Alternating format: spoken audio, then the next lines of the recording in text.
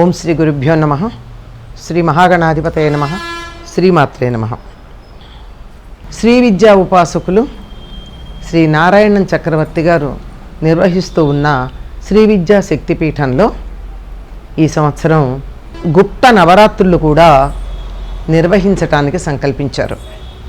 గుప్త నవరాత్రులు అంటే ప్రకటన చెయ్యకుండా నిర్వహించుకోవలసిన నవరాత్రులు. ఈ గుప్త నవరాత్రులు వారాహీదేవిని అర్చించడానికి ఉపయోగిస్తారు. వారాహీదేవికి ప్రకటన అవటం ఇష్టం లేదు. తన గురించి పూజ చేస్తున్నట్టు నలుగురికి తెలియడం ఆవిడకి ఇష్టం ఉండదు. అందుకని గోప్యంగా గుప్తంగా చేస్తున్నట్టు కూడా ఎవరికీ తెలియకుండా చాలా గుట్టుగా చేయవలసినట్టు నవరాత్రులు. ఎవరినైనా ఆరాధించటానికి పరిపూర్ణంగా సిద్ధి పొందాలి అంటే 9 రోజులు ఒక పరిమితిగా చెప్తారు. వాటిని నవరాత్రులు, బ్రహ్మోత్సవాలు మొదలైనటువంటి పదాలతో వాడతారు. బ్రహ్మ అన్న పదానికి కూడా 9 అనే అర్థం ఉంది కనుక.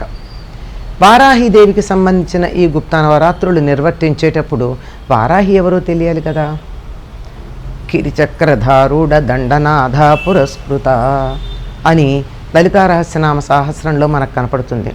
లలితా పరమేశ్వరి భండాసురవధకు బయలుదేరుతూ ఉన్నప్పుడు ఆవిడకన్నా ముందుగా కిరిచక్రాన్ని అధిరోహించినటువంటి దండనాథ అంటే సేనానాయకురాలైనటువంటి ఆవిడ ముందు నడుస్తోందిట.